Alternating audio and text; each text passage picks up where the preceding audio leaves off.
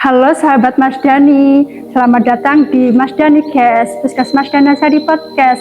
Berjumpa lagi dengan aku, Safara. Kali ini aku akan membahas sesuatu yang mungkin dia ada di dalam tubuh kita dan dia hidup. Kira-kira apa ya? Terus saksikan podcastnya sampai akhir ya. Kali ini aku ditemani bersama karyawan teladannya Puskesmas Danasari dan sekaligus pemegang program kecacingan. Kenalin dulu Kak.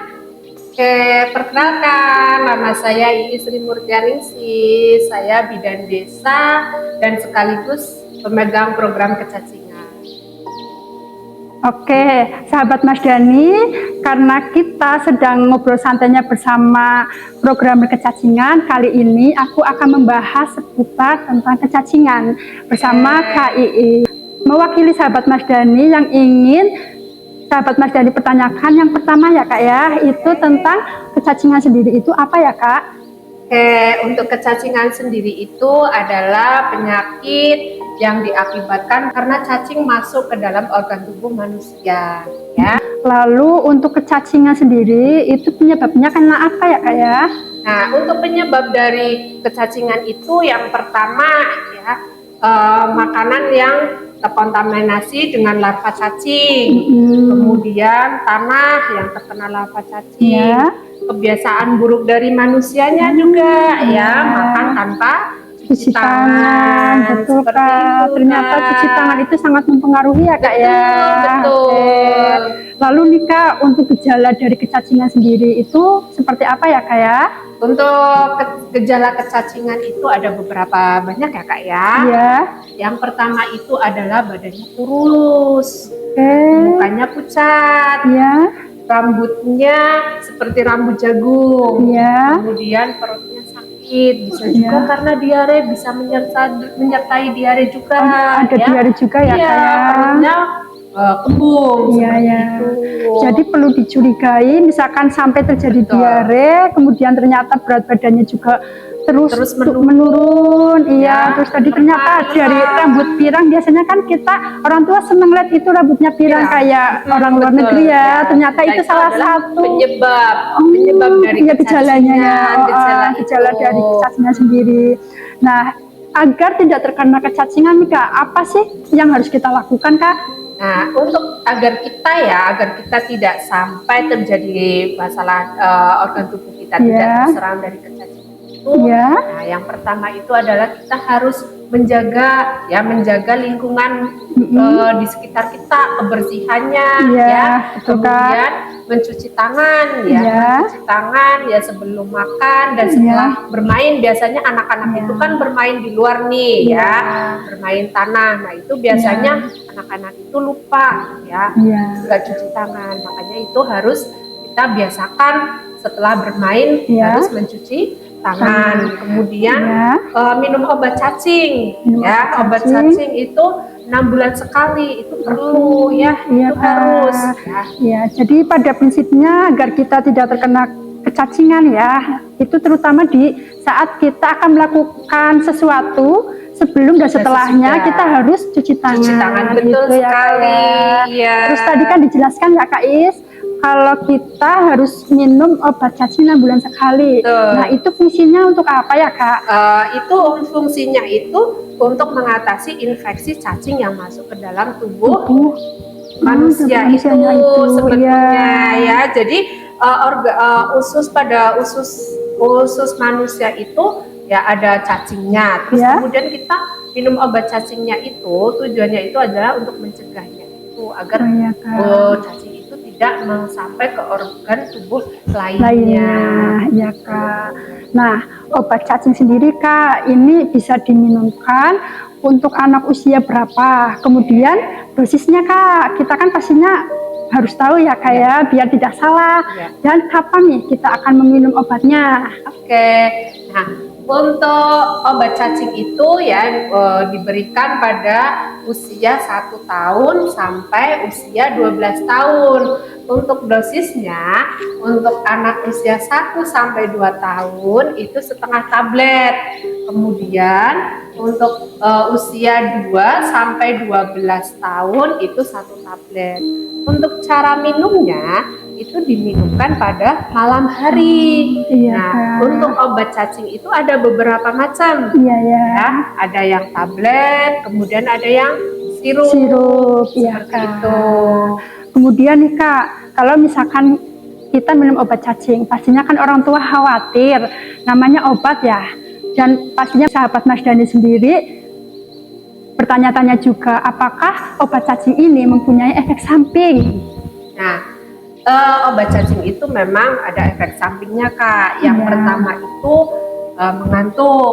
Iya. Nah, makanya kenapa obat cacing itu diminumkan pada malam Malam hari. hari, betul Terus Kak. biasanya kadang ini pusing ya, Oke. pusing terus mual. Mual. Makanya obat cacing itu dikonsumsinya pas di saat Malam hari, oke ya, biar tidak Kak. efek samping itu tidak berlebihan seperti itu. Nah, dari efek samping yang tadi Kak Iis sebutkan, apakah obat cacing ini aman Kak untuk dikonsumsi? Nah, untuk obat cacing ini itu dikonsumsi untuk semua masyarakat itu aman. Aman. Ya, karena sudah Teruji ya secara ilmiah, sudah diuji ilmiahnya ya untuk Kak ya. keamanannya, kualitasnya, ya jadi ini aman sekali untuk semua warga Oke. Masyarakat ya, jadi jangan khawatir ya sahabat Mas Dhani untuk mengkonsumsi obat cacing dan sangat aman sekali. Betul. Jadi tidak perlu risau, tidak perlu khawatir.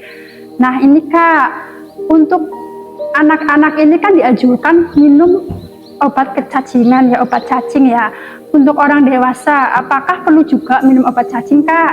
Nah, untuk orang yang dewasa kita lihat dulu ya, kita lihat kalau untuk orang dewasa, kalau tempat tinggalnya itu tidak beresiko ya, Iya. atau tempat tinggalnya itu sehat, itu Iya, tidak Kak. perlu rutin minum obat cacing.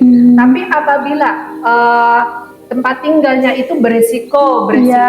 atau ada orang yang sudah terkena kecacingan, Oke. nah itu perlu wajib untuk memeriksakan diri ke dokter. Nah nanti itu dapat obat cacing ya sesuai Iya. dengan kebutuhannya seperti itu. Oke, Nah, nih Kak, ini mungkin yang sahabat Mas Dhani sempat bertanya-tanya ya tentang apakah obat cacing sendiri itu bisa menyebabkan datangnya virus baru Kak.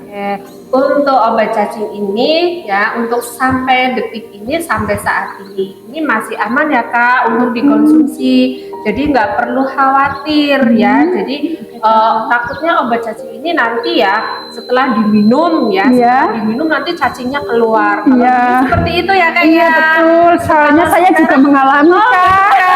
Iya, saya mengalami cacingnya itu Langsung keluar. Kalau ini tidak ya, jadi Iya. kerjanya obat cacing itu bisa menghancurkan Kak, menghancurkan Iya. cacing di dalam usus kita. Jadi nanti bisa keluarnya itu bukan cacing lagi Iya, ya. jadi sudah tapi bentuk kotoran sudah ya, bentuk Kak, ya. kotoran. Jadi Jadi- nanti keluarnya itu Iya. bersamaan dengan Iya. tinja atau feses. Feses. Pada Seperti prinsipnya itu. cacingnya akan hancur ya betul, kayak betul. tidak lagi keluar dalam bentuk hidup-hidup hidup. seperti itu Kak.